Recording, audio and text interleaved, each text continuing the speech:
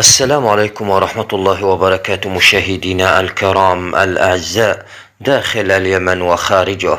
وفاة الفنان اليمني الكبير محمد مشعجل رعفيت أبو أشجان، وسبب وفاته الحقيقي بينما يتساءل جمهوره ومستمعي ومحبي أغانيه الرنانة التي ملأت اليمن وامتدت إلى شبه الجزيرة العربية.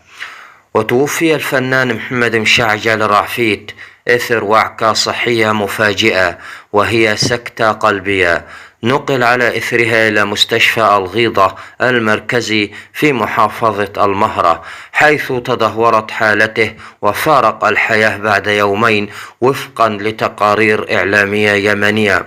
وفي السياق نفسه رئيس مجلس القيادة يعزي بوفاة الفنان محمد مشعجل، بعث فخامة الرئيس الدكتور رشاد محمد العليمي رئيس مجلس القيادة الرئاسي برقية تعزية إلى عائلة الفنان القدير محمد مشعجل الذي انتقل إلى جوار ربه يوم الاثنين بعد حياة زاخرة بالعطاء الفني والغنائي والموسيقي.